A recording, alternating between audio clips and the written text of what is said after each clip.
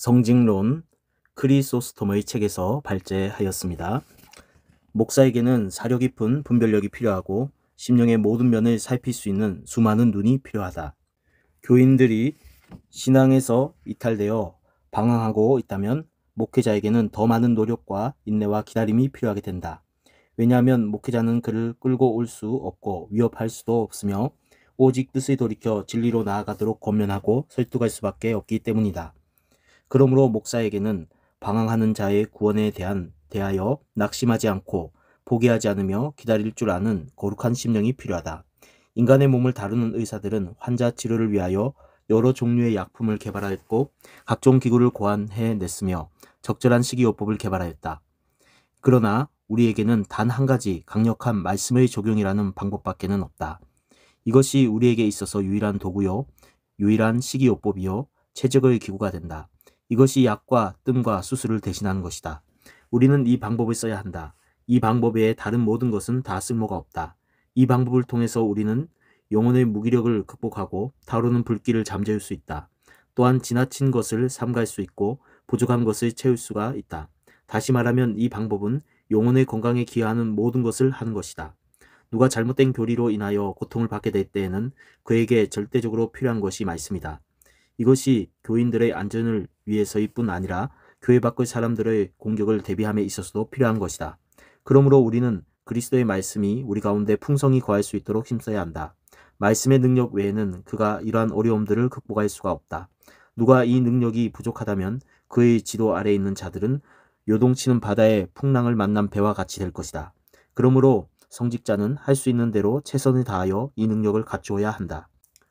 성실하고 선한 자들에 의해서 그것이 수행되어질 때에는 구원에 이르도록 도와주기도 하며 많은 유익을 가져다 준다.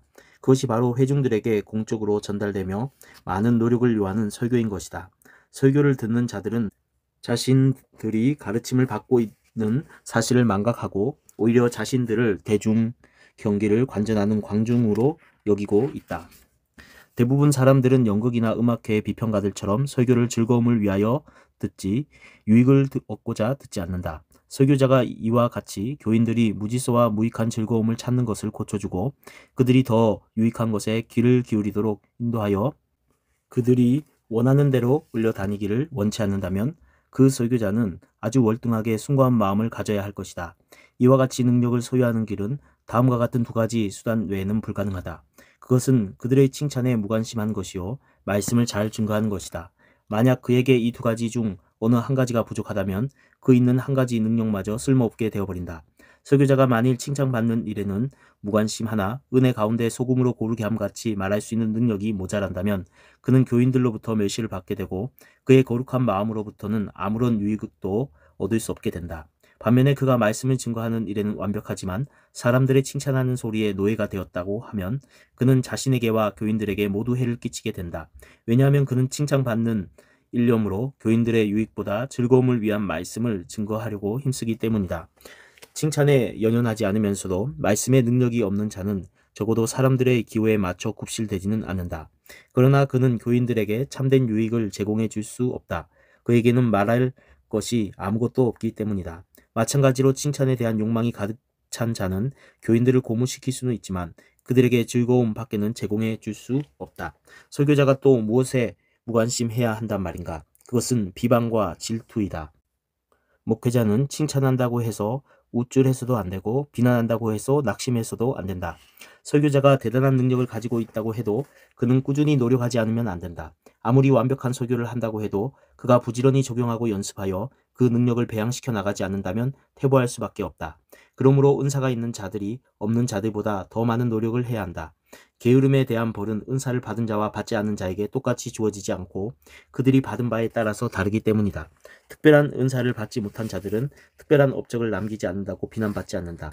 그러나 은사가 있는 자들이 모든 사람의 기대에 부응하지 못하게 될 때에 이 사람 저 사람으로부터 비난을 면치 못하게 된다.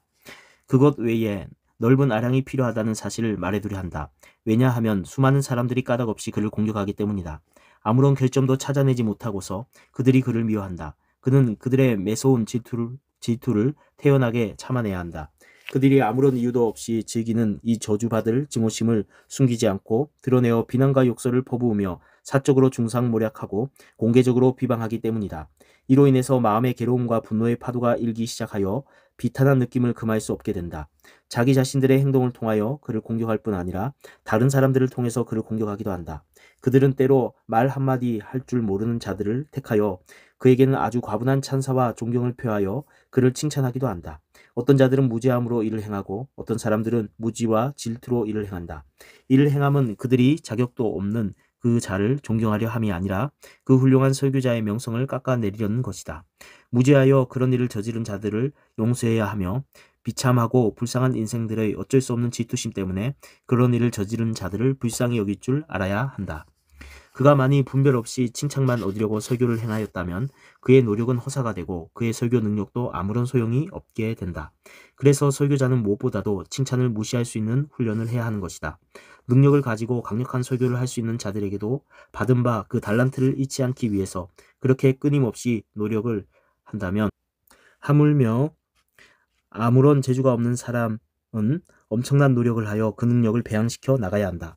설교에 있어서 자신보다 조금 못한 동료 목회자들 가운데 하나가 그를 능가하게 될 때 그가 시기심에 사로잡히지 않기 위해서 혹은 낙심 가운데 빠지지 않기 위해서 그야말로 하늘의 신령한 은혜를 받아야만 한다.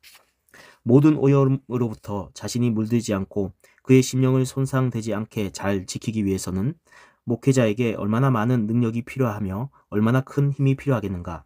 그에게는 은둔 자들에게 필요한 것보다 엄청나게 더 나은 순결함이 필요하다. 그에게는 그들보다 더 많은 유혹이 있다. 그가 끊임없이 자기 부정과 엄격한 훈련을 통하여 그 유혹들을 물리치지 않으면 넘어질 수밖에 없다. 은둔 수사는 다른 사람들에 대해 책임을 맡은 경우에도 많은 사람을 맡지 않는다. 설사 많은 사람들을 맡았다 해도 그에게 큰 염려거리가 되지도 않는다. 왜냐하면 그들은 수가 적을 뿐 아니라 그들은 세상 일에 관심도 없고 처자도 없으며 기타 다른 걱정거리가 없기 때문이다. 그러나 목회자를 따르는 교인들은 대부분 세상 일에 묶여 있으며 이로 인하여 그들은 영적인 임무를 게을리한다. 그러므로 가르치는 자는 듣는 자들이 말씀을 잊지 않고 잘 간직할 수 있도록 날마다 쉬지 않고 말씀의 씨를 뿌려야 한다. 왜냐하면 엄청난 재산과 큰 권력 그리고 호화로운 생활에서 나오는 나태함, 기타 다른 요인들이 뿌려진 씨앗을 자라지 못하게 질식시켜 버리기 때문이다.